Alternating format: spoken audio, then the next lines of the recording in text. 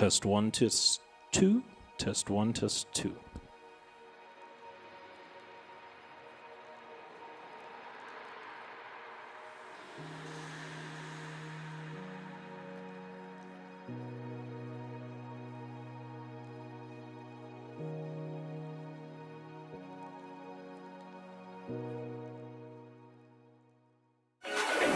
Welcome to Jerry's Cafe.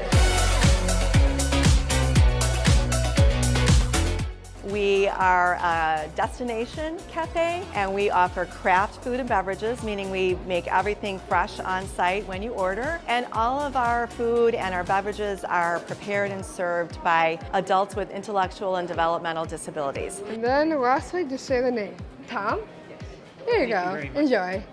My favorite part of working at Jerry's Cafe is definitely interacting with friends I've met throughout the years and the espresso machine. My co-founder Amy Philpott and I opened Jerry's Cafe for job opportunities. And a staggering statistic tells us that 80% of adults with disabilities are unemployed. I believe differently, and this is the place where our employees can work and feel proud and contribute and can see that they have value and purpose, and they are given the responsibility that anyone would be given in a job. And we expect nothing less than them to perform at their highest level. So we see great success in every single employee and their independence and their offerings and activities here at Jerry's Cafe.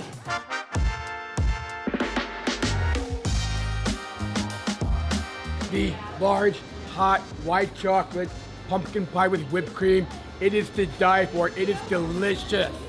It's amazing.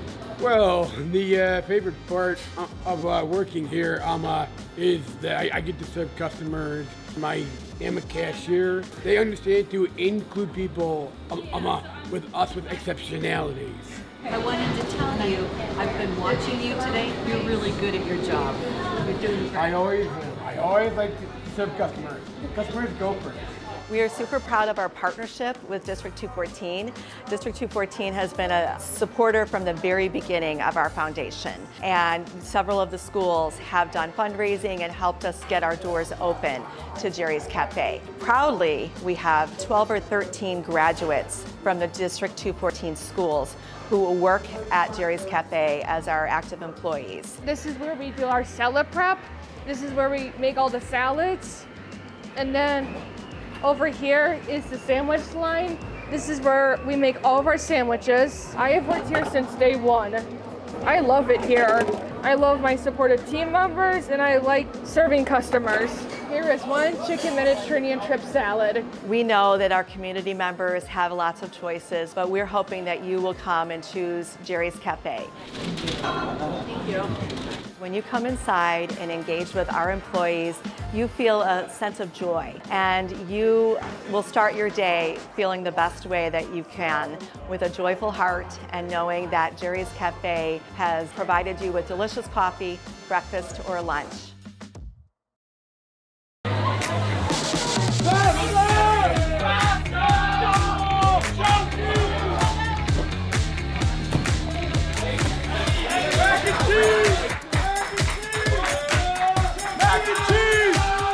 All right, welcome to our 55th year of putting together an incredible community service project through our SOS class here at John Hersey High School.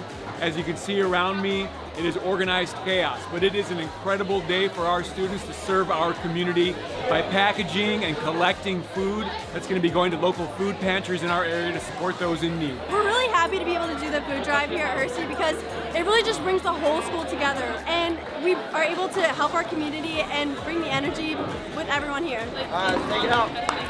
For the past, I would say about 2 months, we've been kind of working together with SOS, Junior Leaders, Baseball, and we've all gathered together. We've done bag and tag with collective from communities, and we've all come together, and it's really amazing to see the turnout. And then later on, we're going to be visiting 8 local food pantries, and it's really exciting.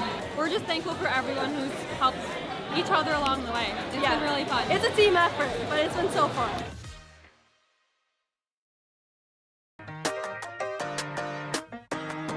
Prospect Marching Knights are heading to D.C. We're Washington, D.C.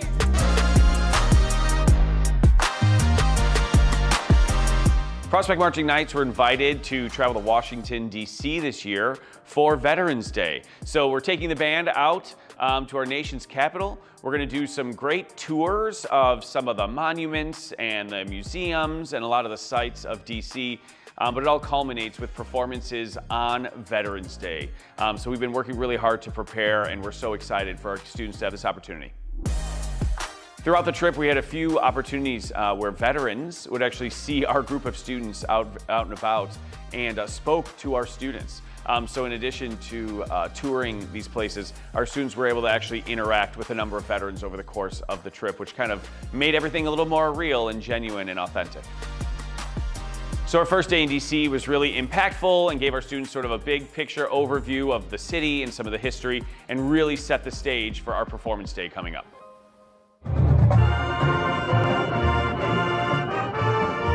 So on Veterans Day, our morning started off with a performance at the Lincoln Memorial. There we were, right on the steps of the Lincoln Memorial, facing the Washington Monument. Just a really special opportunity for our students to have a really great place to perform. It was an honor to perform on the steps of the Lincoln Memorial with the PMK, where so much of America's history has taken place. The experience was very impactful for me. It was a unique opportunity that I have never had before, and it was something that I will cherish for the rest of my life. One of our students, Emily Pollock, was also asked to deliver a speech at the Lincoln Memorial. I've always wanted to help people, so I'm going to serve my country. More specifically, I want to become an officer in the military. Her speech was really wonderful and got a really great reception at the event. In fact, after the event was over, I had a number of veterans come track me down to tell me how great her speech was, and actually they wanted to meet her and take pictures with her because they were so moved by what she had to say.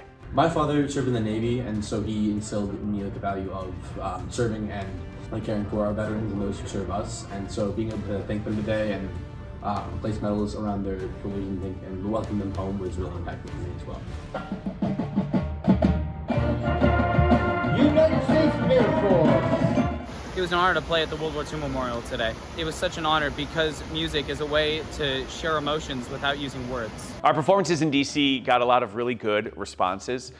One of them, a story was told to me by one of our chaperones, that there was literally a Marine veteran who was at our performance at the Iwo Jima Memorial who was literally in tears watching the performance and just expressed to our chaperone how much it meant to him that this group of teenagers from the Chicago area had come out there and was performing, and he was just really moved by it, and I thought that was just a really neat story to hear coming out of the performance. So any trip like this takes a lot of time and energy to put together. I feel really fortunate that our school was very supportive of this endeavor. We had a bunch of parents who traveled with us and did anything they could to make this a great experience for our students. I'm so glad we were able to bring our students to DC. Veterans Day seemed like a perfect time to bring them, and it really, just in the end, I think the whole trip turned out really, really great, and I'm so happy we were able to make it happen.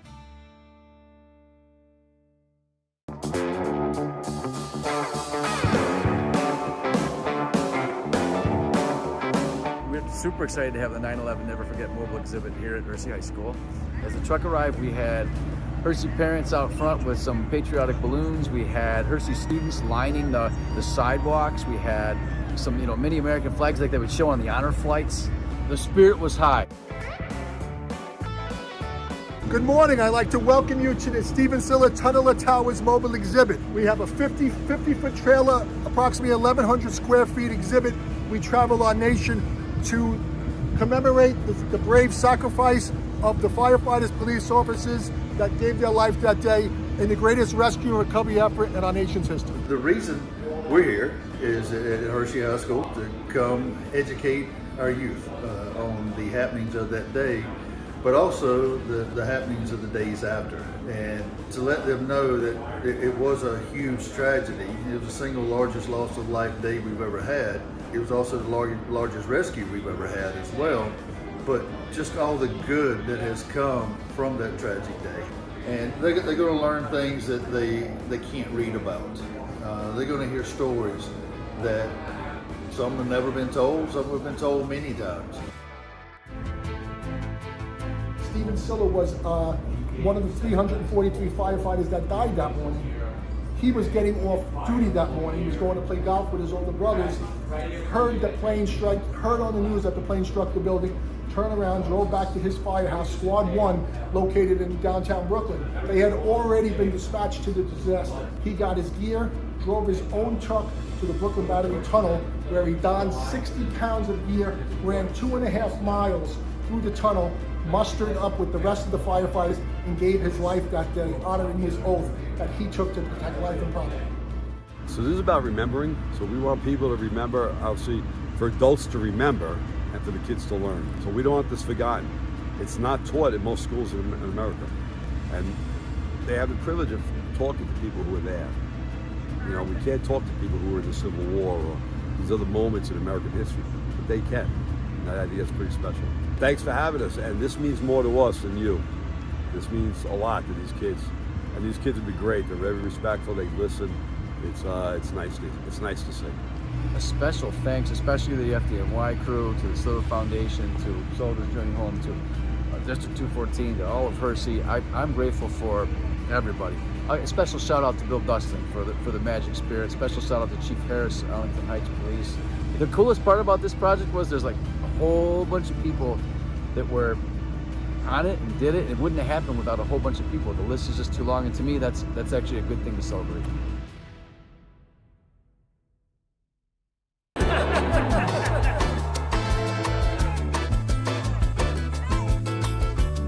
This is the Rolling Meadows Band alumni event, so we decided to get the band back together.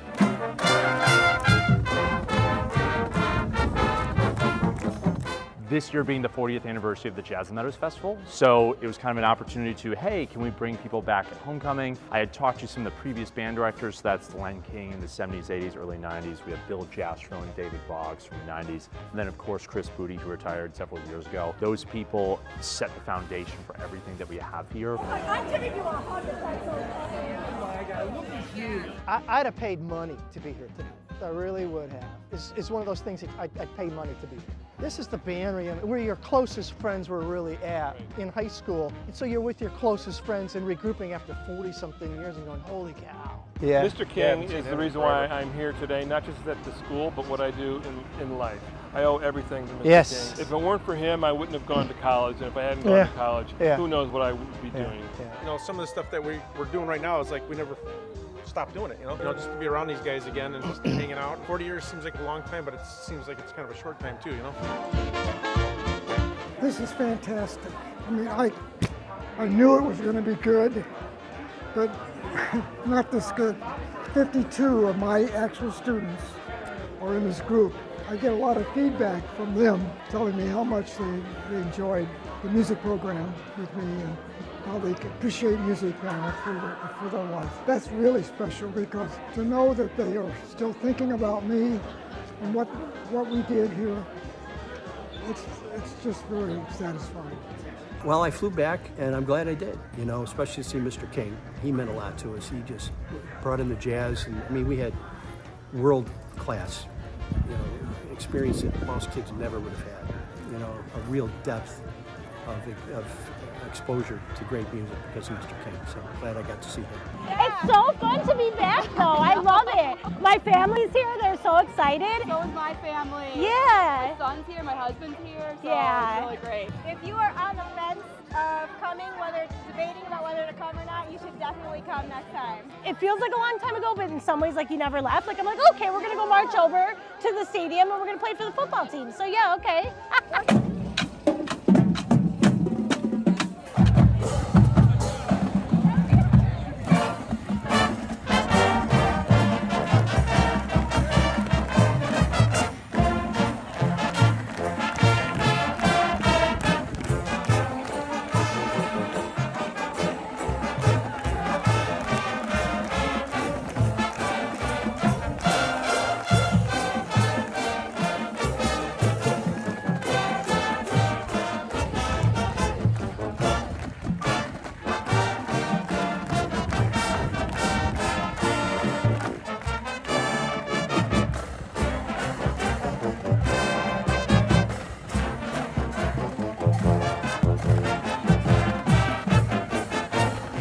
thank you to all the alumni who are coming here today. I mean, some people are traveling across the country. I know one of the directors came from Arizona. That's a testament to really what this event is about, and it's bringing people together through our shared love of music and how music has changed our lives and shaped who we are as humans. Alumni, thank you, thank you, thank you, thank you.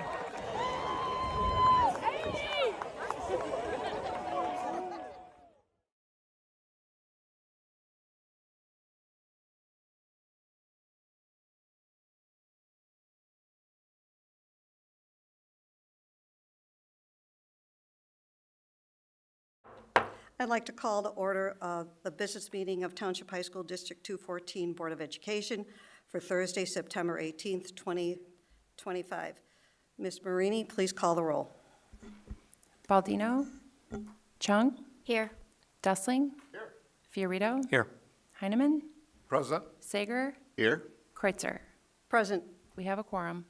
Thank you. I need a motion and a second to go into closed session for the purpose of discussing the appointment, employment, compensation, discipline, performance, or dismissal of specific employees, specific individuals who serve as independent contractors in an educational setting, or legal counsel for the public body, and litigation. Motion and a second, please. So moved. Second. It's been a motion and a second. Please call roll.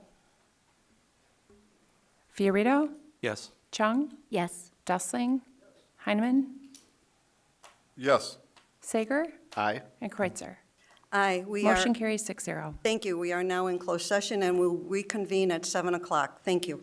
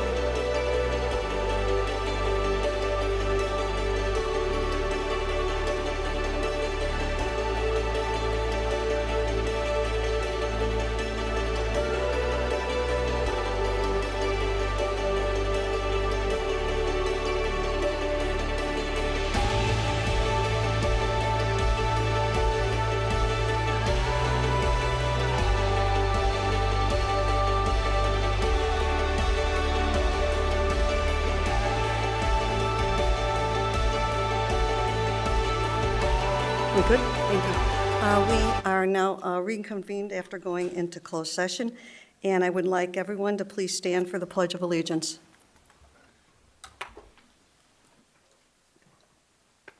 I pledge allegiance to the flag of the United States of America and to the republic for which it stands, one nation, under God, indivisible, with liberty and justice for all.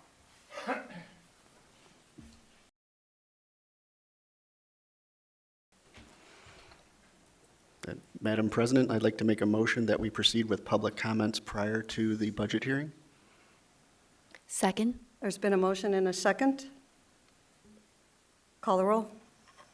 Sager, Aye. Chung, Yes. Aye. and Kreutzer. Aye. Motion carries 6-0. Okay, so we moved public comments from 8 to right now, preceding the public hearing for the budget. So I have 12 people that have signed up, and before I call Renee up, I'd like to read this statement.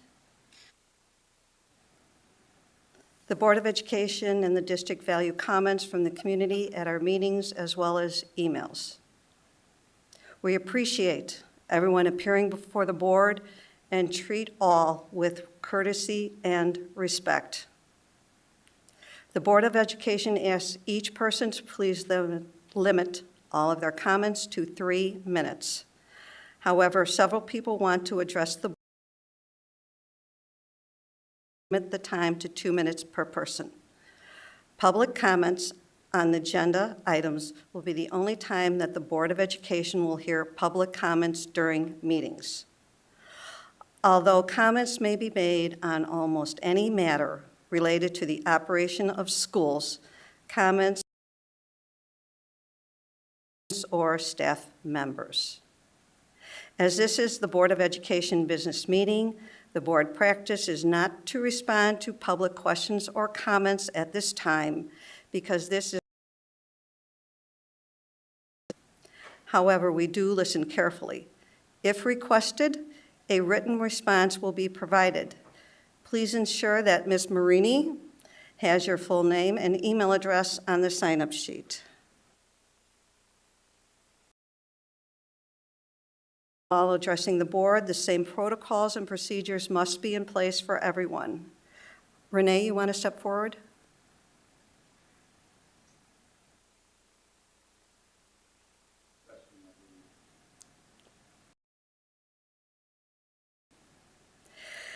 Susan, please come forward to the microphone and clearly state your name for the minutes.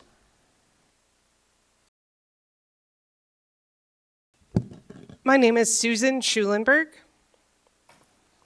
and I've lived in Wheeling, the hometown of Charlie Kirk, for 32 years.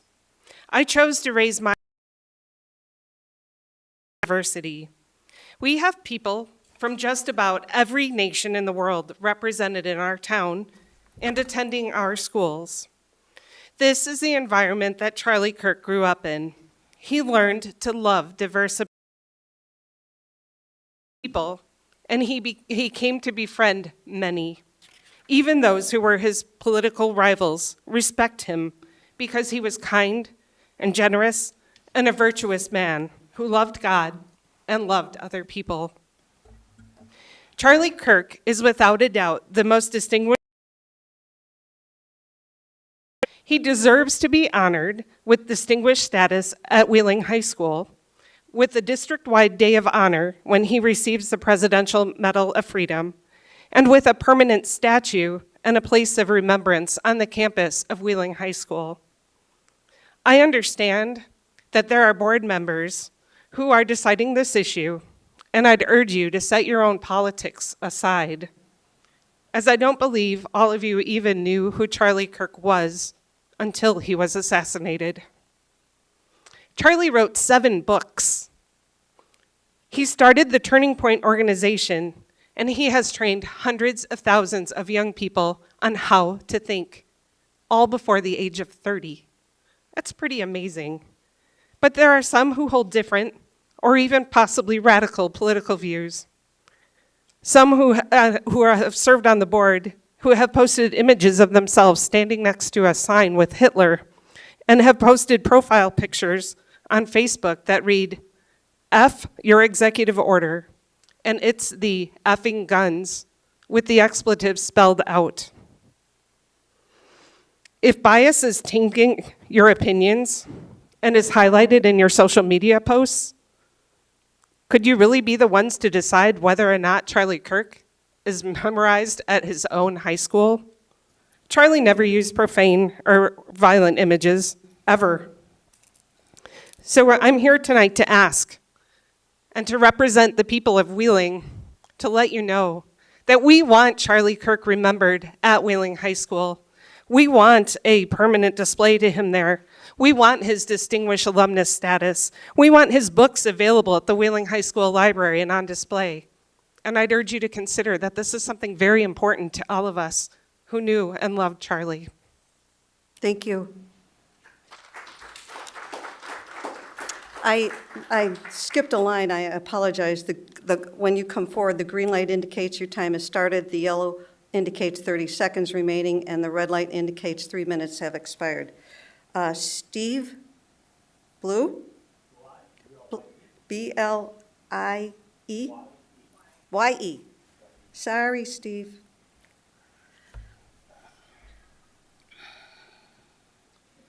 Hi, I'm a 20-year resident of Arlington Heights. My kids, 3 of my kids went to, was District 214, and the oldest boy is the same age as Charlie Kirk and went to Harper at the same time.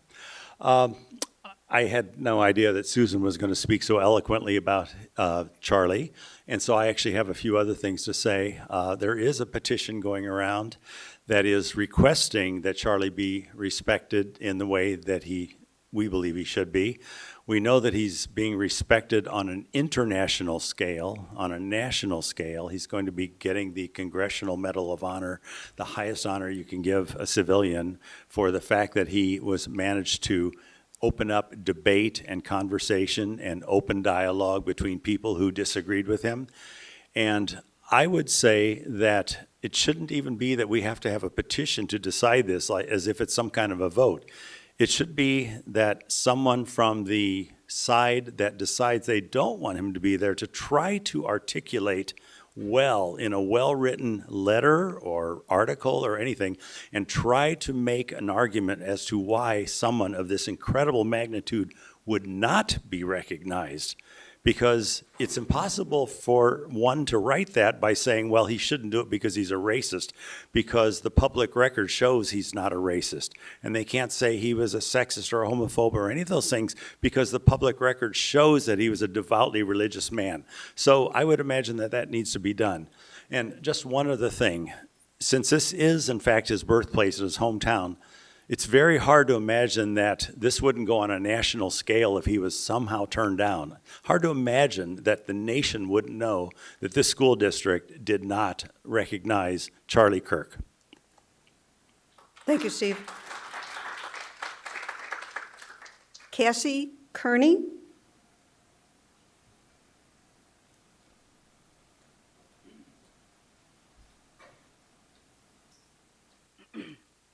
Good evening. I am an Arlington Heights resident for over 17 years. I'm also a 1992 District 214 graduate of Elk Grove High School. I have two brothers that also graduated from Elk Grove High School, and my oldest brother actually spent 4 years in this building and is a graduate of Forest View High School. My daughter is a recent graduate of Hersey High School. So we've been in this district pretty much my whole life. Who else was a District 214 and Wheeling High School graduate? Charlie Kirk. Charlie Kirk showed his passion for free speech and dialogue while he was a student in District 214. He was an Eagle Scout, a student athlete, member of the band, and became founder of Turning Point USA. Charlie Kirk authored 7 books in his short 31 years. He welcomed all voices. It didn't matter your sex, your gender, your religion, or your race. He welcomed all to have a dialogue. Many of District 214 students know of and follow and support Charlie Kirk in his mission of open dialogue and coming to a common ground. And yet many students, even those who follow him, had no idea he was a graduate of District 214. And I'm wondering if this could be because his honorable alumni plaque was quietly removed from the wall of notable alumni at Wheeling High School years ago. I ask you, why was his plaque removed, and who made the decision to remove it? District 214 has tried to erase notable Wheeling High School graduate and Medal of Freedom recipient Charlie Kirk. Today, the Senate unanimously declared October 14th, 2025, Charlie Kirk's 32nd birthday, the National Day of Remembrance for Charlie Kirk. I ask, what is District 214 planning to do to honor Charlie Kirk on October 14th? A mention on the morning announcements, a mention on the school or district website, maybe an assembly honoring him. Again, what is District 214 going to do to honor Charlie Kirk on October 14th? Awake Illinois, a grassroots advocacy organization founded by parents and citizens of Illinois that has over 30-plus county-based chapters across Illinois, is getting flooded with appeals for support for kids to start Turning Point USA chapters in their area schools. Kids are hungry to no longer be quiet, to no longer be embarrassed for their views, for their free speech to be heard, and for their faith to be accepted. We, parents past and present of District 214, community members, and students ask for Turning Point chapters to be allowed and supported in District 214. So I am asking the following, and I would like a written response for the following questions, please. I did leave my email when I signed in, but I can be happy to give it again to the secretary. 1, we'd like to know why and who took down Charlie Kirk's notable alumni plaque. 2, will you allow for and support Turning Point chapters in all District 214 schools? 3, why did you silence the voices of all people today from commenting on your social media platform on X? You turned off commenting on X today on District 214's page. And what is District 214 going to do to honor Charlie Kirk on October 14, 2025 on the National Day of Remembrance for Charlie Kirk? Thank you. Thank you, Cassie.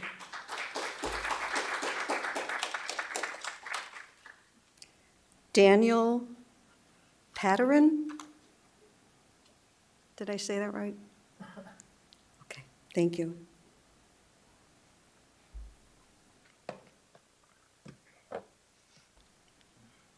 you hear me? Yeah, go ahead.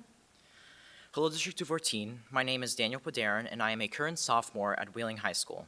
The reason for me being here today is to urge the board to recognize a Wheeling High School alumnus who was killed last week in a political assassination. For those who are still unfamiliar with the situation, his name is Charlie Kirk, and he was a political activist for the conservative movement. Charlie Kirk was a notable person, not only to Wheeling, but also to the entire nation.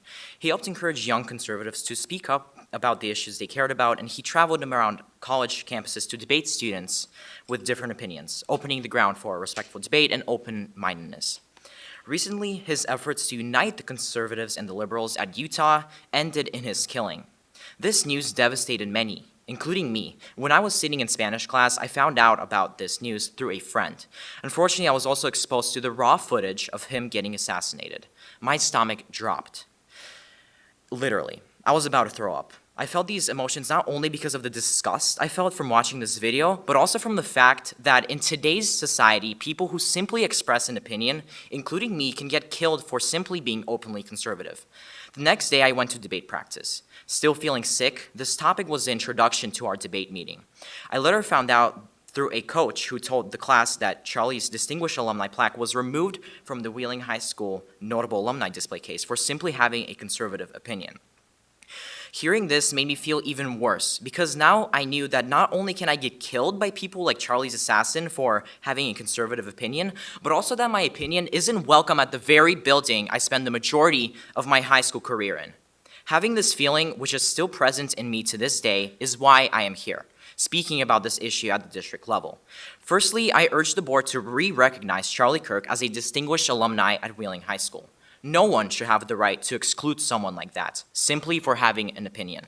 Second of all, in order to honor Charlie's passing, I urge the district and the Wheeling High School administration to build a memorial on Wheeling High School grounds to honor his legacy that significantly impacted our nation and to honor his achievement of earning the Presidential Medal of Freedom, given to the most influential figures in our country. Third of all, I want the district to change their criteria for honoring distinguished alumni so that people like Charlie do not get excluded for their opinion, because the act of removing from being recognized as a distinguished alumnus was a direct attack on the freedom of speech rights of many conservatives. Let's honor Charlie by recognizing him as a distinguished alumnus, building a memorial, and most importantly, let's recognize the right of many people in America to free speech. Thank you. Thank you.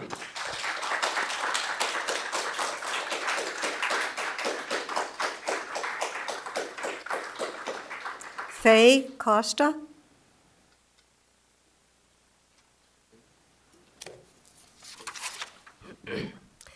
My name is Faye Costa, and my two daughters will attend Prospect High School. I graduated from Elk Grove High School in 1999, the same year as the Columbine school shooting. But that was not the only shooting that year. There were 23 of them. In the last 25 years, the frequency of shootings has only increased. In 2006, there were 59. In 2019, there were 124. And in 2024, there were 336. When I heard about the most recent shooting in Utah, my first thought was surprise that there was only a single shot, not yet another mass shooting. That's how twisted things have become. Mass shootings are the expectation. But one expectation held true. In at least 94% of cases, the shooter is a young man. My family does not share the values of Charlie Kirk. I have watched him stand before young women at his indoctrination conferences and warn them that their purpose is only to get an MRS degree and have more children than they can afford, or else get depressed. I was raised in a conservative home. We went to church every Sunday, but that is not what I was taught. As Pastor Howard John Wesley said recently, I can abhor the violence that took your life, but I don't have to celebrate how you chose to live. I think, too, of my great-grandmother. She was a pious woman, born in 1904, in a small conservative town on a small traditional island. But she valued education, so much so that she became a teacher. She was forced to marry and quit teaching. She missed it every day until she died at 100 years old in 2004, the same year that I started my own career. Bedridden by then, she still asked me about my work every time I visited her. She never once pressured me to follow the path that she had been pressured into. She would have been horrified.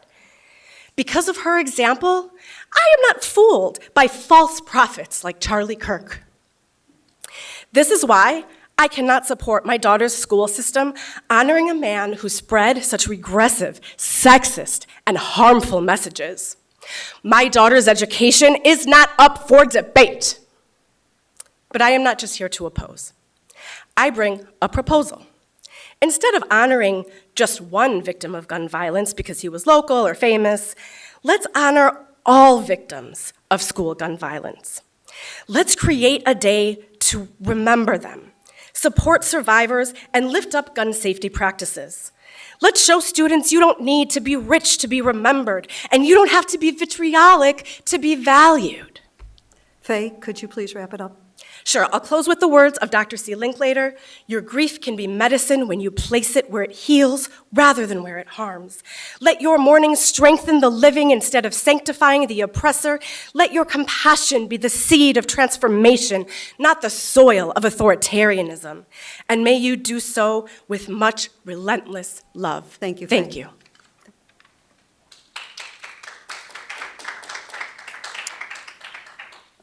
Jen, I don't want to, thank you. Could you state your name, Jen, please? Hi, my name is Jennifer Abonce Alcantar. So I'm a parent to a Wheeling High School student with another child attending in the near future. My spouse is an alumni to Wheeling, and many nieces, nephews, cousins attend Wheeling High School. I'm here for a few reasons this evening, and although my safety is actually a concern due to the nature of recent events, I'm inclined to speak up for my community of Wheeling after an incident that occurred this Tuesday at the high school. But before I share the incident, I'd like to express my opposition to a recent petition requesting honoring a former alumni. While I extend compassion to all who are grieving this individual, I believe these specific proposals are not in the best interest of our diverse school community. While this individual's career is noteworthy to some, it is also deeply polarizing. This work has been a source of natural controversy, often criticized for spreading misinformation, often criticized for targeting educators, fostering divisiveness rather than dialogue.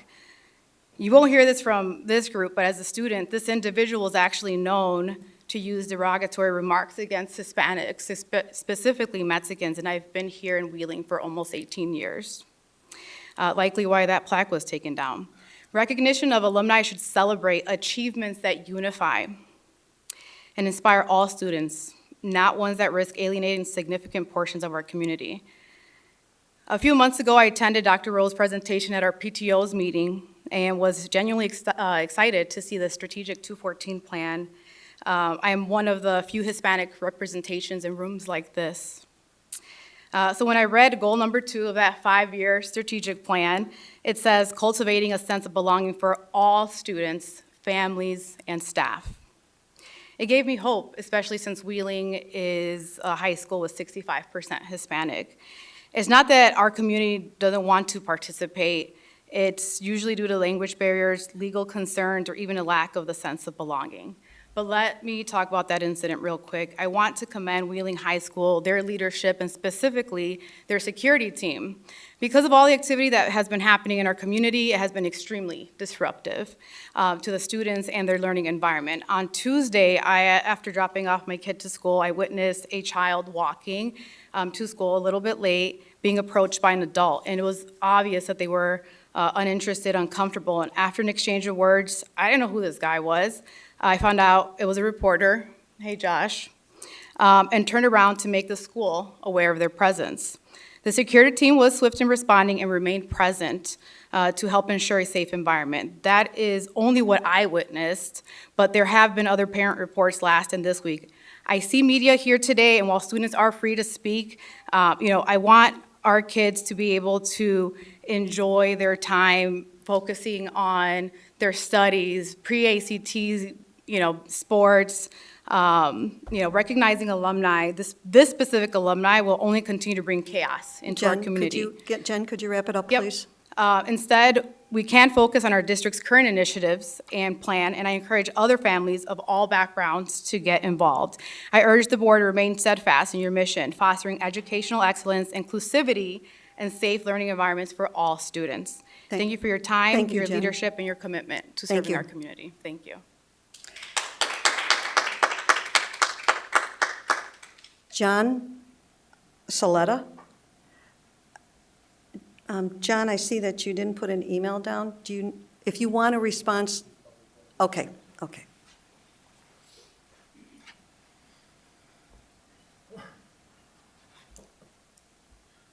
Be sure to bring the microphone up. Okay. Good evening. My name is John Saletta, and I've been a resident of Arlington Heights for 31 years and of the school district. Charlie Kirk is a native son of Wheeling Township. He was born, raised, and educated within 6 miles of where we stand this evening. And despite various incongruities, it appears that it is an agreed-upon fact that for a period of 5 years, there was at least a photograph of Charlie Kirk on school board property recognizing him until about 5 years ago when it was mysteriously taken down. And I understand from the press that apparently a new standard is being recognized for a distinguished alumni, and it's in the works. And it's reported that this definition will be, quote, a graduate of this school district who made significant and noteworthy achievements as successful adults in their chosen careers and/or have served as benefactors to mankind.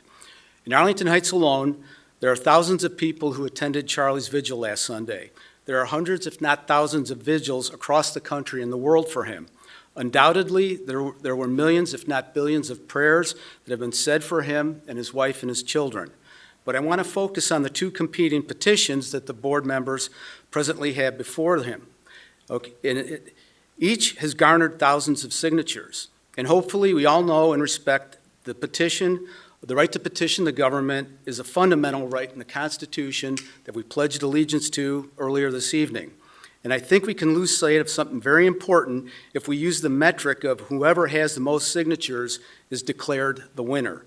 I hesitate to speak for another, but the more signatures there are on both sides, the more pleased I think that Charlie Kirk would be, because he was always willing to take on comers and discuss and engage in peaceful discussion, debate, and discourse that tragically ended in his death. He both spoke and he listened, and he was comfortable with disagreement. No one was turned away by him from the microphone. He didn't engage the public by trying to type away at a computer or otherwise. He engaged the public personally. And I believe both sets of petitions posthumously honor him, his life, and his achievements. Both sets of competing petitions reveal one very significant and important truth. It is now self-evident that Charlie fits the board's definition of a distinguished alumni. Charlie wanted the people of this country to be energized, get engaged, and come up to the microphone and express their views. As evidenced by both sets of petition and those attending tonight, he is wildly successful in this endeavor. And it shows that he demonstrated this both in his life and by his death. And I hope anyone listening recognizes that Charlie won tonight. And I hope each board member thinks similarly. And I would like to leave you with this quote: education should focus on teaching children how to think, not what to think. That was from Charlie Kirk. Thank you for your time this evening. Thank you.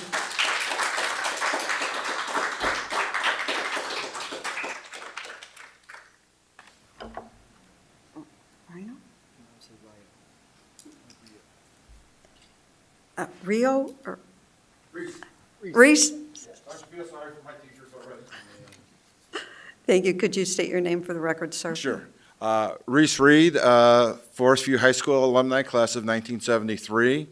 And my children graduated from Elk Grove High School. My son graduated the same year as Charlie Kirk. I had 3 questions and a comment related to one of the questions, but 2 of the questions have already been asked, but let me restate them. First is, do you have any Turning Point USA chapters in any of your schools? And if not, will you allow them to be formed? I'm sure you have students who are interested in forming them. Second, do we have anything, since the Senate has unanimously called for a National Commemoration Day for Charlie Kirk on October 14th, I would hope that the district has something planned.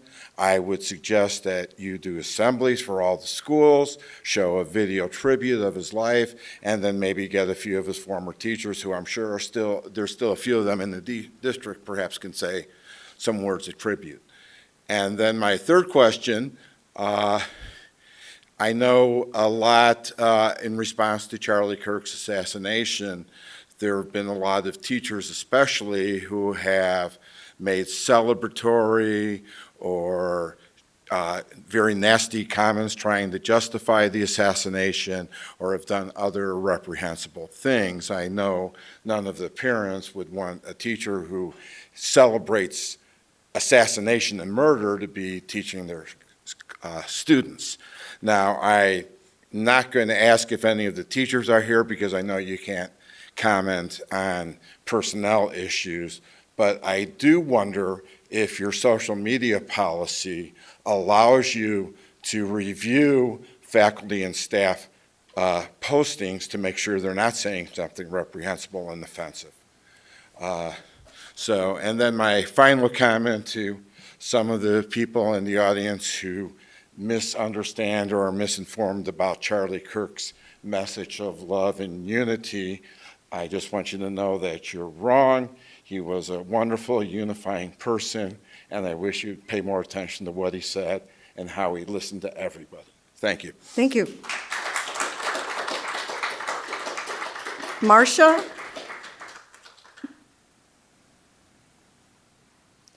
Renee, I didn't forget you.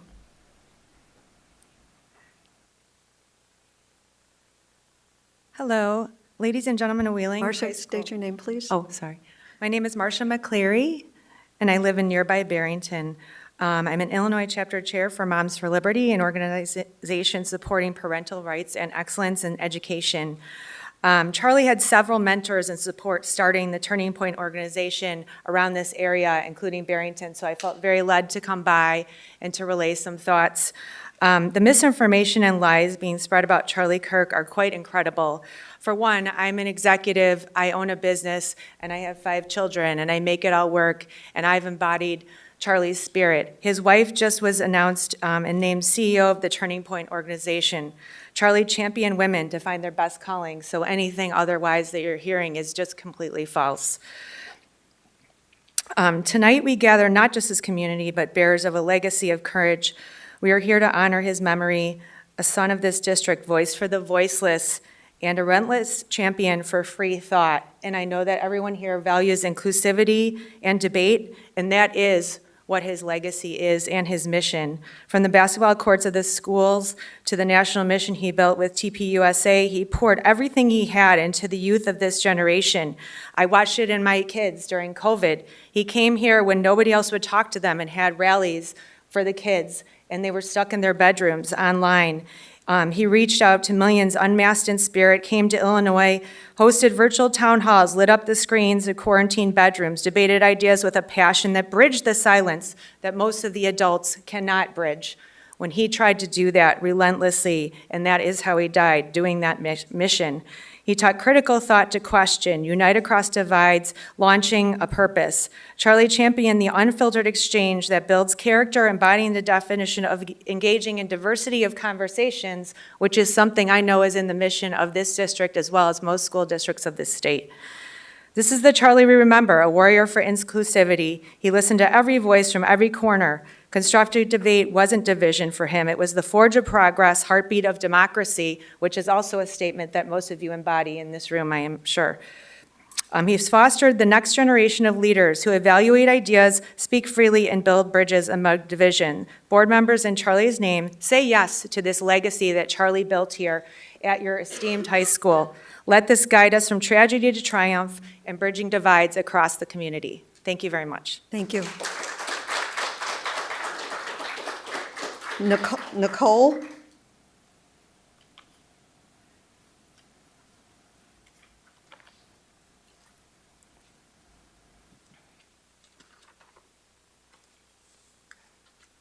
Okay.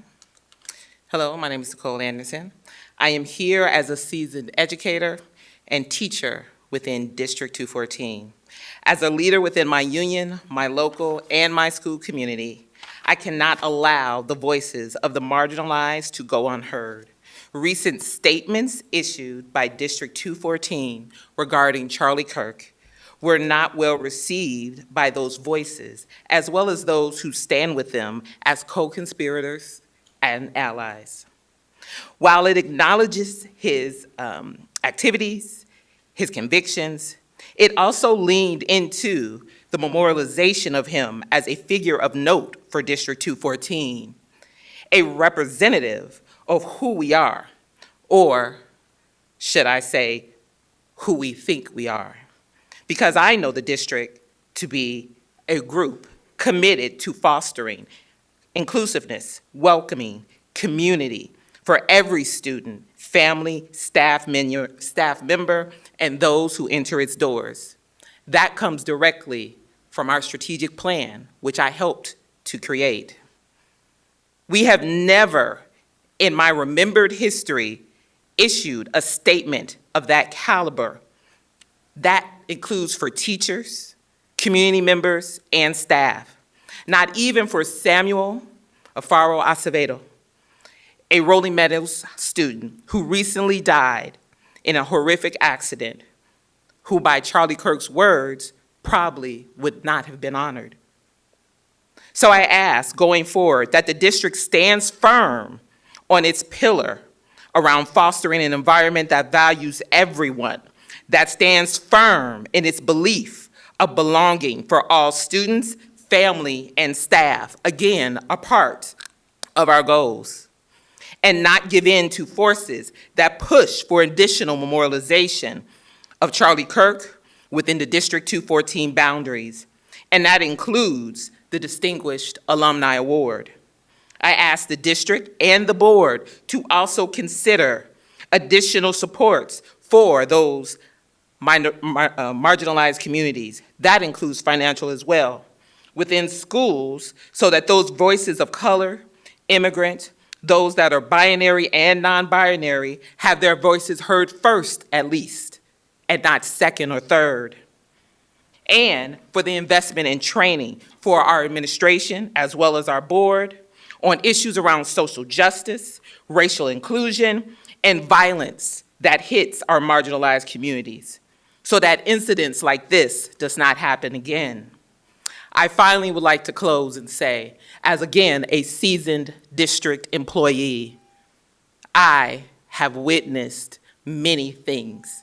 I have been called a nigger at least 3 times or more within this district. So I would hope that receipt that I hold is not added to the receipt of who we say we are and who we are by having him honored again. Thank you. Thank you, Nicole.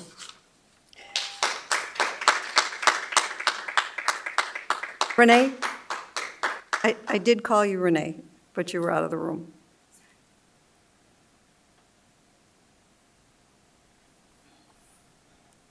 I apologize for not being in the room, and I do apologize that I'm going to have to leave in a few minutes. It's not out of disrespect. I have to get my son from football. Okay. So I'm going to be brief. Just wanted to express something that I've been thinking about as my kids have come through this district. And I want to point out something that my son's teacher in middle school, who actually teaches social studies, said at parent night that I found really refreshing. And she went out of her way to talk about, in class, she fosters people to have conversations, and that she wants to hear 2 different points of view, because our generation, my generation, Generation X, has not been the best about fostering debate and understanding that people have different viewpoints. And that's also something that I actually didn't watch much of Charlie Kirk's campus events until sadly last week. And I knew he did talk to college students and youth, and TPUSA was directed at that. And what I saw, I went out and I watched several videos because I wanted to be informed myself. And he invited anyone to come speak. He was always calm. He didn't name call. He didn't label people. He was unafraid to share that he was a Christian and that he lived his life in a biblical way. And bottom line, one thing that really struck me that he also said was, in a way, I always call it more voices, not less. And labeling somebody without the proof and treating it as fact is not valid in any way. It's completely unfair to label somebody a racist or a phobe, or when you don't actually have any proof and you use half of a sentence or a debate and not the entire debate. And I learned that, and I ended up actually debating that with a family member, and we did it respectfully. I grew up debating with my family. I have people across the spectrum that are friends, family. I'm raising my children to be very civil in debate when they disagree, except when they're fighting about something, but not political. But my point being is, one thing that struck me that I saw that Charlie said is, when you don't allow a debate, when you label and you target people, that's a form of silencing people, and that's when things get dangerous. And that's all I wanted to say. Thank you. Thank you.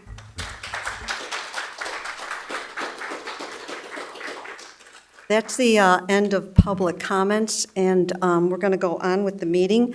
I'm going to pause for a couple minutes here if people would like to leave, but you're all welcome to stay. The rest of the agenda is as it's shown on the video screen, so I'll give you a couple minutes if you'd like to leave.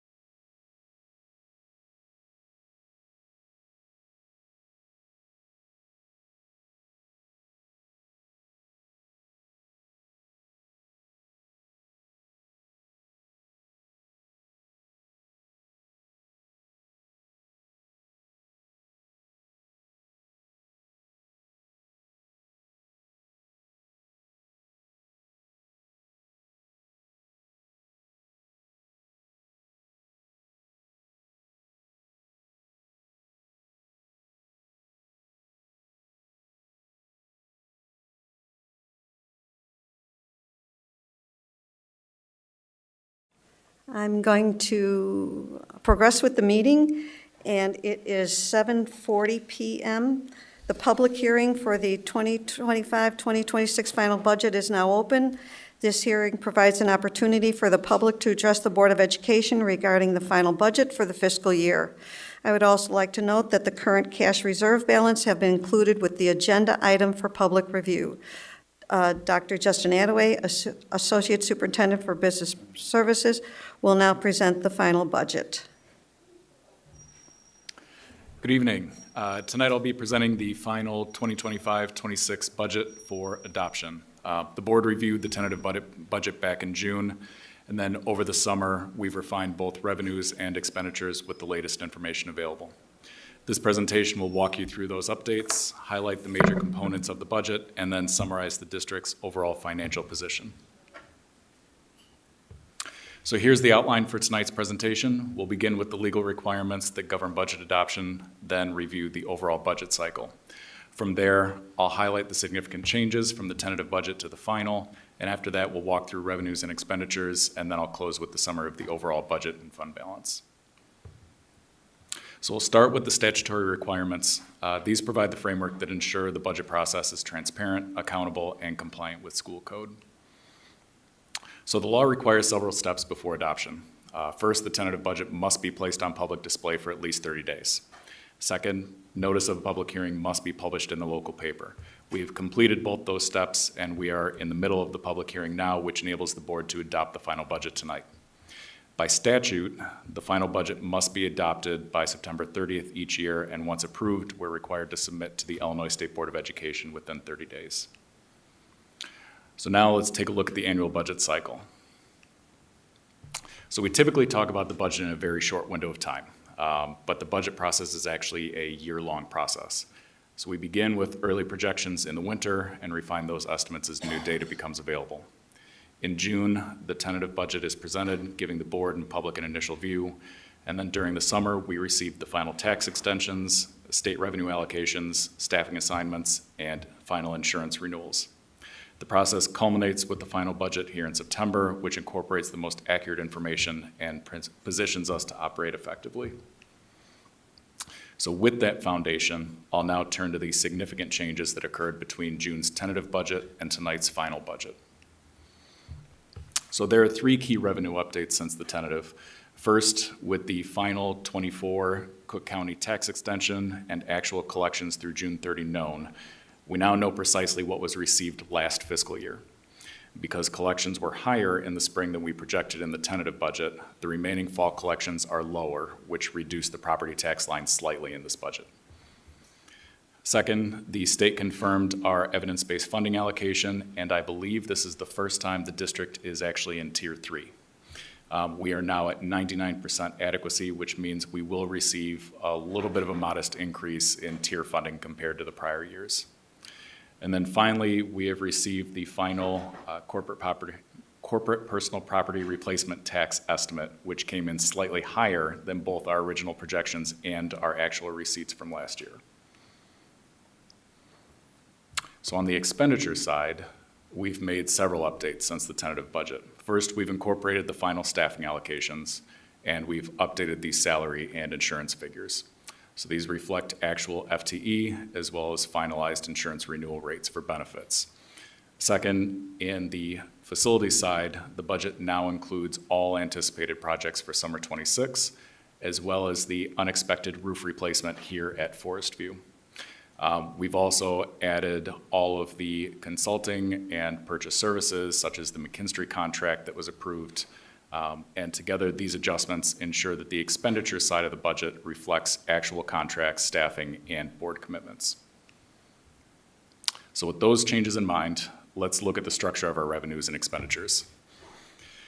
So this slide provides an overview of how our revenue is allocated across all of the major sources, including local property taxes, state and federal aid, and other local revenues. And as is typical in Northern Illinois school districts, local property taxes account for the vast majority of the district's revenue. So this chart puts some numbers behind the pie chart you just saw, and I'll highlight a few key items here for you. First, you'll notice a sharp decrease to corporate personal property replacement tax. Last year's budget was actually based on an estimate, since we had to adopt before the state released the final allocation. We actually only collected about 2/3 of what was budgeted here. So this year's number reflects the final FY26 allocation from the state, giving us a more accurate baseline. The other major shift is in federal aid. So last year's budget included the final portion of COVID relief dollars. So with those one-time funds now expired, you'll see a near 20% decline in federal revenues year over year from last year to this year. So overall, even with those decreases, you'll see that property taxes and investment earnings are holding steady or increasing, which keeps our total revenues stable across the board. So this slide breaks revenues down by fund. The majority of the funds are stable or show moderate growth. And the item that really stands out here is capital projects, which shows nearly a 98% decrease. Last year, we budgeted a significant portion of CPPRT, the Corporate Personal Property Replacement Tax, into Fund 60 for capital projects. As we've seen over the previous few years, CPPRT can be more volatile and unstable. And this year, we did not budget those revenues there, which makes that number look artificially lower by comparison. So importantly, this is not a loss of resources. This is simply a shift in where we account for those revenues to provide more stability as we plan for facilities projects. So overall, when you look at total operating funds, revenues are up about 4%, and total all funds remain essentially flat, which is consistent with what we've seen in the major revenue categories. So here we see how expenditures are allocated across all of the major categories. With $345 million in annual revenue, our school district operates at the financial scale comparable to a mid-sized private corporation. But the operational scope and how we spend our money is very different. So as you can see on this slide, and unlike most corporations, our primary investment is in people. And our spending on services, supplies, or equipment make up a much smaller portion of that budget. So this chart shows our expenses broken down by category. As I mentioned on the previous slide, salaries and benefits make up the largest share and are both increasing per the negotiated labor agreements. We also see growth in purchase services and capital outlay, reflecting investments in facilities and contracted support. Dues and tuition are up as well, tied to student services, and then other areas like supplies and non-capital equipment are holding steady or even declining. So altogether, total expenditures increased about 6%, and most of that growth came from personnel and facilities-related costs. So this slide looks at expenditures by fund. The education fund continues to drive the majority of our spending, and you see a 6% increase year over year, which reflects salary, benefit, and instructional cost growth. Operations and maintenance is up about 8%, tied to facility upkeep and capital planning. Transportation is essentially flat, with only a modest increase. So on the non-operating side, debt service, IMRF, Social Security, both show modest increases, and capital projects are also up, reflecting the scheduled facility work. So overall, total all funds expenditures increased 6%, which is in line with our expectations. So I'll close with a look at the overall operating budget, the full budget across all funds, and our fund balance position. The operating budget shows that we've aligned expenditures with confirmed revenues while maintaining stability. This ensures we can deliver all programs and services without deficit spending the operating funds in total. It also reflects the adjustments we've made since June to bring the budget up to its final form. Overall, we are projecting a surplus in the operating funds of just over $8 million before the planned fund transfer to capital projects. This chart adds the non-operating funds. So on the operating side, you'll see the surplus that we just discussed on the previous slide. But the area that stands out here is capital projects, which shows a significant planned deficit. And part of that will be offset by a transfer from the operating funds. But it also reflects the use of existing fund balance to continue to support facility investments. So when we combine all funds, the budget shows a total deficit of about $15 million. Now, that number looks large, but it is driven almost entirely by capital work and is consistent with the district's financial plan that was previously discussed. So the key takeaway here is that our operating funds remain strong and stable, and the deficit you see here is tied to the board's deliberate choice to invest in facilities. So this slide shows our projected fund balances at the end of FY26. The total balance is about $171 million, or 47%. So the board is used to seeing that number above 50%. And the main reason that it's lower this year is the planned use of resources for facility improvements. So that includes a transfer of $16.5 million from operations and maintenance into the capital projects fund to support scheduled facility work. Even after that transfer, both funds remain in a strong position. O&M ends the year above 65%, and capital projects does maintain resources and fund balance for future projects. So while the overall percentage is down, this reflects the board's intentional choice to invest in facilities. It is not a structural deficit. So at nearly half of operating expenditures, our fund balance remains healthy and continues to provide stability and capacity for long-term planning. So later in the agenda, we'll recommend that the board adopt the fiscal year 26 budget as presented here, and then following adoption, we will file the budget with the state before the statutory deadline at the end of September. Thank you, Dr. Attaway. Is there anyone that has signed up to address the board on the budget? There is not. Okay. So I will conclude the public hearing at 7:51. Oh, no, well, when we approve it, then you can ask the question. Okay, so this is just for the public hearing. This concludes the public hearing for the 25-26 final budget for Township High School District. Take an action on the final budget later this evening. Thank you, Dr. Attaway.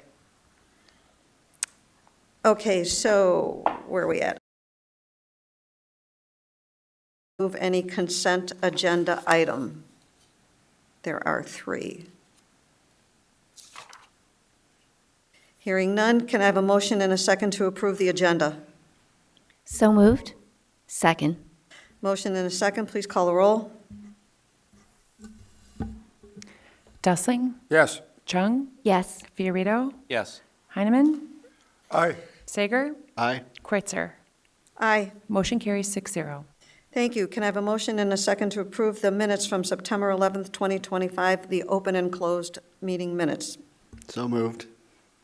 Second. Motion and a second, please call a roll. Sager, Aye. Heineman, Aye. Chung, Yes. Dustling, Yes. Fiorito, Yes. Kreutzer. Aye. Motion carries 6-0. Okay, so we just have two reports, nothing that we vote on. We have Business Services, Dr. Attaway. So tonight I wanted to provide the board with an update on the status of the Cook County property tax payments, the second installment. So as you know, Cook County is in the process of rolling out a new integrated property tax system across multiple agencies. And while the goal is to improve accuracy and transparency in the long run, this transition has created delays in issuing the second installment bills for tax year 24. So normally those bills would have been sent on August 1st with a September 1st due date. So at this time, the county is not due. Last week, we talked to our advisors at PMA Financial, and they stated that the best case scenario at that time with a November 1st due date. But today, we did receive a notice from Cook County that they are offering interest-free bridge loans. So that makes the November 1st due date seem less likely now. In response to those delays, the business services team has taken several steps. We are retaining higher levels of liquid cash as our investments mature, so we have flexibility no matter when tax dollars come in. And we have also updated our cash flow projections to make sure that we can continue to meet obligations as we're waiting for the tax payments to come. So at this point, District 214 is not at risk of a cash flow disruption, but we will continue to keep the board updated if anything changes. Dr. Rowe, do you have anything to add to that? That's a lot. Wow. When you don't have anything nice to say, you don't say anything sometimes. Okay, Mr. Dustling. When are we have some loan balances that are due. I remember when we went to December about 10, 12 years ago, within 3 days of defaulting on some of those, we lost $1 million in interest, which we never got back. So where are we with December or whenever our loans come due? That's a good question. I'll need to go double check the exact date. I do believe it's either at the end of this calendar year or beginning of next calendar year. We are, as of right now, when we ran the cash flow projections, we looked at all outstanding obligations. So any debt payments due, payroll, typical accounts payable for the upcoming months. And it does look like right now, even with all the obligations that we have enough cash on hand to make it to the beginning of January if we needed to. So even including the debt payments, we would be okay through then. Okay, that includes not cashing in any of our investments that we have. That is correct. That does not include cashing in any investments before their normal maturity dates. Okay, thank you. Anyone else? Dr. Sager? So it doesn't harm us that we have to sell investments, but obviously we're pausing on investments, right? And nobody makes us whole on that missed income or that is missed correct. investment. Yeah, so we're not ending any investments early, at least not right now. But we're also not reinvesting cash as we come up on maturity dates on our current investments. That is correct. Okay, and then I know we had done studies prior to adjusting the fund balance levels, right? Can you remind me, we had sort of gone over a scenario of how long we can play out this situation. Yeah, this looks like the beginning of January right now.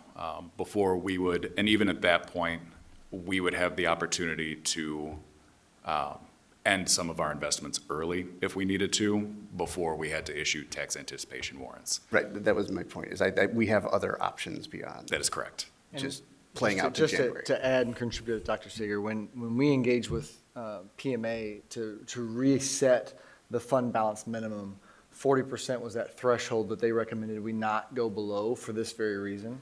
And at that point, they believe we could make it through February comfortably at that point. So hopefully Cook County can get their new program in order and we can go on with our with our work for this year.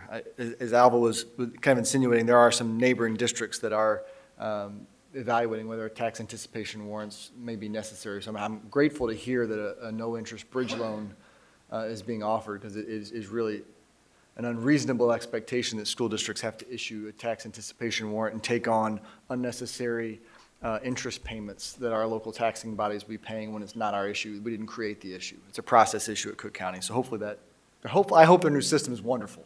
I just would like to see it up and running soon. So could one of you define tax anticipation warrants just for the public who's listening? Yeah. And explain why we don't want to do them. Absolutely. Tax anticipation warrant is a short-term loan, essentially, that the school district would take out. Very high interest rates, intended to just get you through until the upcoming tax payment, which is why it's tax anticipation. But it does come with very high interest rates that are then normally paid with taxpayer dollars. And just for clarity, that is not an issue we expect. Not at this time, Face. no. So just to ensure that's, the record reflects that, we are not anticipating that to be an issue for us.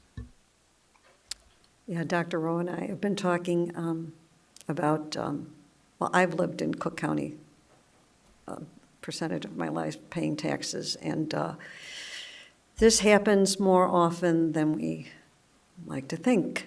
And I really think that legislation needs to happen, because this not only affects school districts, it affects all the taxing bodies that you see on your tax bill.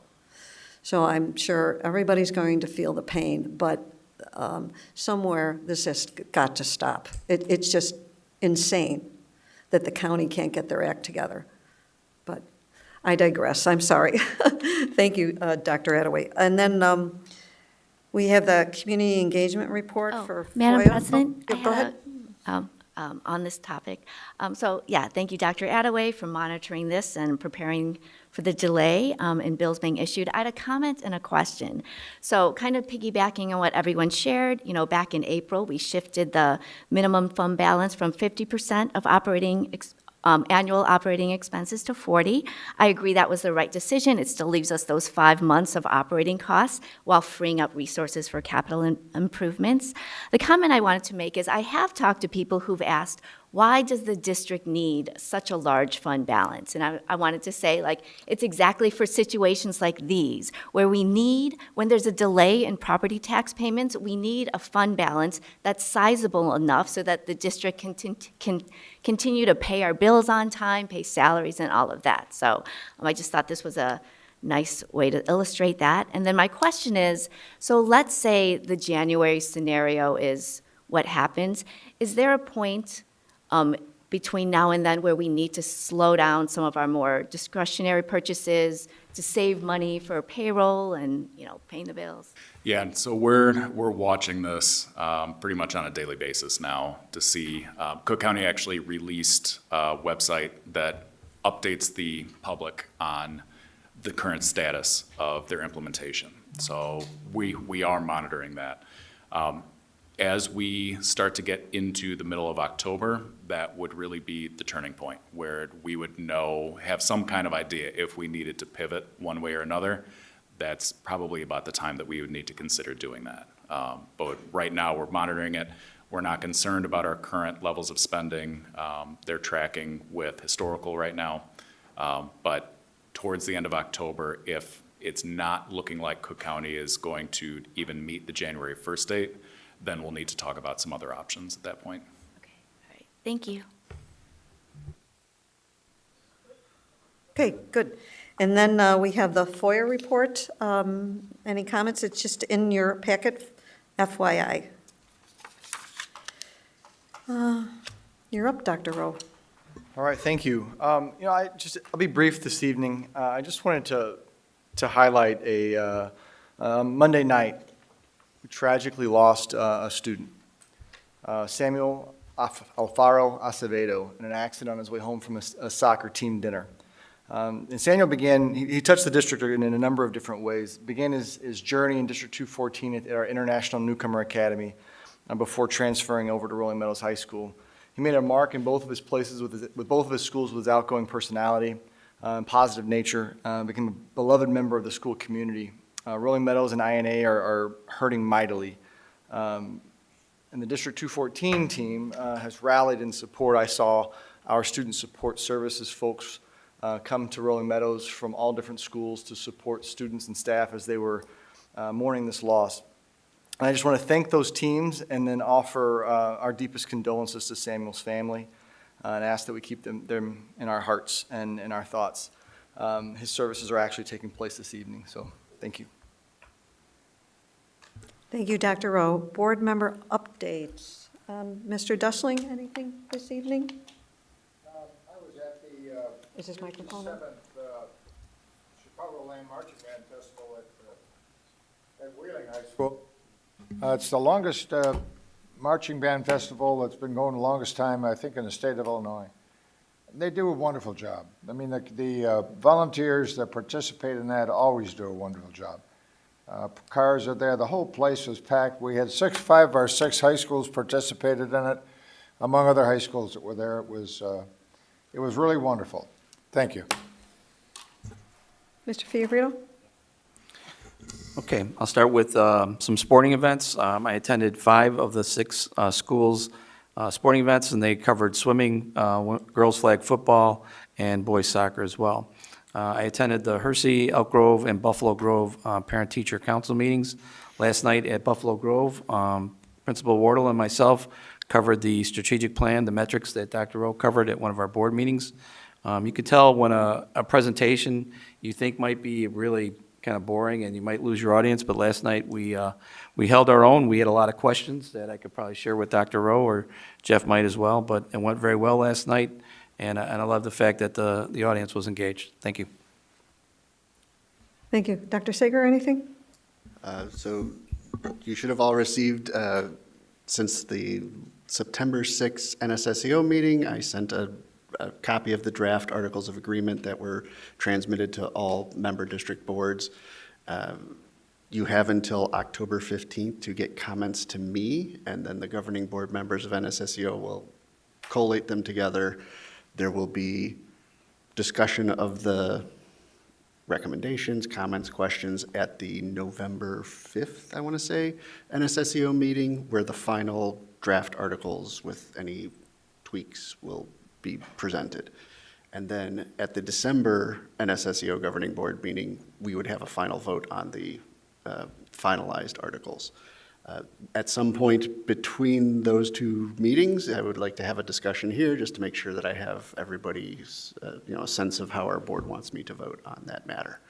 Dr. Rowe also sent out on Friday, part of his Friday notes, a matrix that explains sort of how the 2-tier governing system will work in certain situations. When it's the operating board versus when it's the governing board, when it's a recommendation that goes from the operating board to the governing board, that sort of thing. So feel free to ask myself or Dr. Rowe any questions about that. He's been So paying for attention. clarity, we have to take action, probably at our November meeting, to give you direction? It doesn't have to be formal action. It has Okay. to be a discussion in a sense of So we'll the have that on board. the November agenda, so we just have the one meeting that month. Yes. Perfect. We have 1 meeting in November, so I'd have to take action then. I still have more. Go ahead. So I didn't get to the Wheeling High School marching tournament. I went to the Grays Lake Marching Knights tournament, where the Elk Grove High School Grenadiers took first in 2A in both percussion and overall. So it was a beautiful day. I got to see other bands than the ones that I know the folks who went to Wheeling got to see. I also wanted to note there was a webinar on September 11th on possible changes to the IASB Constitution, Oh, you were on which that. I think I saw I you was on it. the list of folks there. Those are contained in the 2025 Resolutions Committee report, so every year we get the resolutions. The proposed constitutional amendments are in that report as well. You should have an email from IASB from September 8th was when I got it, that has those. And at some point before the III conference, I'm going to act as delegate because Alva has other obligations. And we'll have a discussion here of Right. how I'm going to vote on those items as our representative. So when Ms. Marini gets the copies, if she can make a copy of the resolution packet to pass along everybody, and there's a ballot in there to vote. There's only one resolution, and the rest are the constitutional changes. So it's not going to be a long ballot, but need to get approval for, I think they condensed them into 10 constitutional changes. Okay, Dr. Chung. There were a few district-related events I want to highlight. First, I just want to echo Mr. Dustling's words about the 57th Annual Chicagoland Marching Band Festival. It was wonderful, and kudos to Mike Malik and Angela and Dawn and all the Wheeling staff and parent volunteers who made it a success. And congratulations also to Chris Barnum and the Prospect Marching Knights, who are grand champions. Second, on 9/11, Hersey hosted the Portrait of a Soldier art exhibit in remembrance of all post-9/11 fallen heroes from Illinois, including 2 who graduated from Hersey. So students were able to visit during, they visited the exhibit during the day. It was open to the public in the evening. It was really powerful. So just many thanks to Jim Mix and Heath McFall for bringing the exhibit to Hersey. Also last week, Prospect held a really fun performance of Romeo and Juliet, Fast and Furious. I know many of us were there to enjoy the performance, so hats off to Jeremy Morton and the cast and crew for a phenomenal job. And lastly, the District 214 Education Foundation held their annual fundraising event on September 4th at Topgolf. It was a sold-out event with proceeds supporting the foundation's work in strengthening education, fostering well-being, and expanding opportunities for students and families. So congratulations to Laz Lopez, Shannon, Brooke, Joanne, everyone who made that event such a success. I hope we get an update on how much they earned. That would be nice. I spoke with Dr. Lopez this morning, actually, about that, and he expected it was similar to what they had last year. I think it was like $65,000 in total revenue, and after expenses, a little over $50,000. So he was very pleased. They did a wonderful job. Good. Mr. Heineman, anything? Mr. Dustling and I attended a ICC meeting on Monday morning. That's Innovation and Change Committee. And it was an amazing introduction to what AI can do. Katie Page did a great job of demonstrating what it can do, and just to stress that when you use ChatGPT or those sorts of AI tools, it kind of uses the whole internet as a source of information. And the AI that we're using here at District 214 is just District 214 information. So, Yeah, I've used that. yeah. Yeah, thank you. That Portrait of a Soldier, I think that's the second or third time I've seen it, and as I'm walking around, I notice a portrait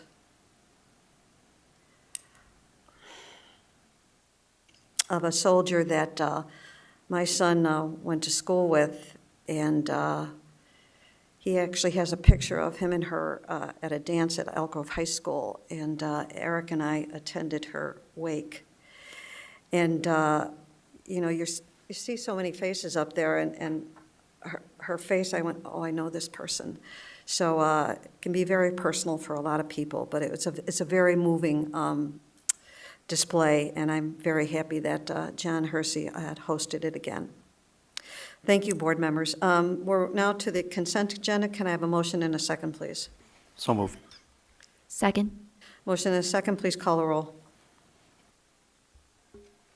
Fiorito, Yes. Chung, Yes. Dustling, Yes. Heineman, Aye. Sager, Aye. and Kreutzer.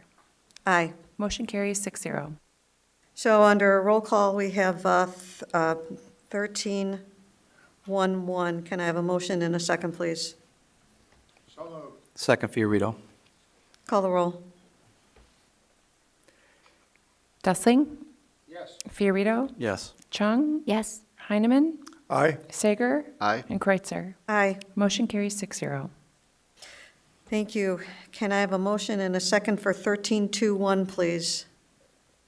So moved. Second. Motion and a second. Mr. Fiorito, you had some questions. I just had one question. In the budget that you had, it showed that our federal aid was 19.6% less, and you said that part of it was the end of COVID funds. Was that just it, or was there other factors involved with all the federal cuts? That was the vast majority of that. Okay, great. Thank you. Mr. Dustling, I thank you for your report from the Insurance Committee. And it's a pretty big number that it's going up for benefits. Do you want to talk about that a little bit? Well, you know, probably the most emotional thing that you can deal with beyond salaries is benefits. And it's, we are self-funded for benefits, and we have to set rates. Benefits have been going up, we figured they were going to go up somewhere between 3 to 5% a year for a number of years, and it did. But then it started to increase rapidly. And some of that, people might want to blame that on COVID or whatever else, but it's really the function of what's happening in the medical industry and with the cost of medications. So it was going up probably 13%, and the way it's set up, it's shared with the district cost-wise and the employees. Anything over a certain percentage is falling all on the employees. There was a memo of understanding a year ago where that 3% was elevated up to 7%. We still can't, and it probably took us better part of 6 to 9 months of meetings to come up with ways that we could reduce the costs so that it would not affect the employees that much. We got it down to within 3%, and that was pretty good after all that time. So there will be a little bit of increase for the for employees. There were some adjustments to some of the benefits that were added in the emergency room area and some of those areas. But overall, it's probably one of the better plans, and education has good plans anywhere, but it is a good plan. It's fair to the employees and it's fair to the district. Is it more expensive? Do we see it in our budget? Yes, we do. Salaries go up and benefits go up. I can remember when I got on the committee more years ago than I can almost remember. I can remember when we first crossed single digits, millions, for the cost of benefits. We went from 9 to 10 million. We're now almost at $30 million a year, and it just keeps going up. You've got to have a program that offers your employees good benefits. That's how you attract employees. Not giving away the farm, but making sure that it's fair for us and fair for them. And that's what we've got, I believe. Don't you, Justin? I agree. Yeah. Thank you. Thanks, Bill. Anyone else? Dr. Chung? Yeah, I had a few, I think will be quick questions. The first one, so back in June, when we saw the FY26 tentative budget, and we looked at the difference between the revenue and expenses, it was about a little less than 10 million, which would be paid by the spend down of the fund balance. And then when we just saw it today in the final version, it's a difference of 15 million, which again, I understand it's going to be paid through the fund balance. Was the difference between what was tentative and what was final just more capital projects that we identified that needed to be completed? Yeah, there were two primary drivers on that, one on the revenue side and one on the expense side. So the expense side was the capital projects, because the capital projects that we included in the final budget did increase compared to the tentative. The other was on the revenue side, and it was the property tax adjustment that I mentioned on the significant changes for revenue.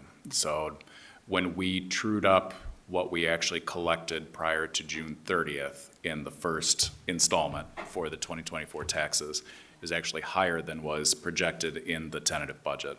So that decreases our second installment that comes in the fall. So it was a decrease on the revenue side and then an increase on the expense side. All right, thank you. My second question is about that CPPRT. So I know in previous fiscal years, there was like that huge spike, which I believe was driven by all the federal spending because of COVID, and since then it's decreased. Is the expectation that, has it reached has it settled out and now we might expect it to increase as businesses do well? Or do you, I don't know if you have a feeling. That's hard to say. So it did stabilize from last year to this year. So I had mentioned that we received about 2/3 last year from what was budgeted. And that happened to a lot of school districts where they anticipated a higher amount, but CPPRT was still low last fiscal year. This year, we did see a little bit of an increase in CPPRT, but it was pretty minimal. But I would expect that we are starting to stabilize now. Whether it'll go back up to some of the records that we saw over the previous few years, that I'm not sure. It really depends on the economy and how well the corporations are doing within District 214. But I would anticipate that we're at least starting to stabilize pending anything happening with the economy. And then my last question, and this is just to help me understand. So I know the transportation funding was lower because I believe they shifted it, and you mentioned this, over to the evidence-based funding model. So that was the reason for the decrease, because it's the way that the funding is calculated has shifted. The decrease in the transportation fund? Yes. So the transportation fund, we budgeted a little more conservatively this year because the State Board of Ed has been starting to prorate our transportation claim reimbursement even more than they typically have been. So we've been receiving less than what we were anticipating the last few years. So we chose to budget a little more conservatively on our reimbursement from the State Board of Ed. Okay, so probably going forward, we're now going to be budgeting like at a new, little bit slightly lower Probably, level. Okay. yeah. Okay, thank you. Anyone else? Okay, we have a motion and a second. Please call the roll. Chung, Yes. Sager, Aye. Dustling. Yes. Fiorito, Yes. Heineman, Aye. Kreutzer. Aye. Motion carries 6-0. Thank you. Can I have a motion and a second for 1322, please? So moved? Second, Fiorito. Call the roll. Chung, Yes. Fiorito, Yes. Dustling. Yes. Heineman, Aye. Sager, Aye. Kreutzer. Aye. Motion carries 6-0. Motion and a second, please, for 1323. Second. Motion and a second. Please call the roll. Dustling. Yes. Sager. Aye. Chung, Yes. Fiorito, Yes. Heineman, Aye. Kreutzer. Aye. Motion carries 6-0. Thank you. Motion and a second for 1331, please. So moved, Fiorito. Second. Any discussion? Call the roll. Fiorito, Yes. Chung, Yes. Dustling. Yes. Heineman, Aye. Sager, Aye. and Kreutzer. Aye. Motion carries 6-0. Thank you. Can I have a motion and a second for adjournment? So moved, Fiorito. Second. Did you have a motion and a second? You heard that right. Oh, stop. Call the roll. Fiorito, Yes. Chung, Yes. Dustling. Yes. Heineman, Aye. Sager, Aye. Kreutzer. Aye, we are Motion adjourned. carries 6-0.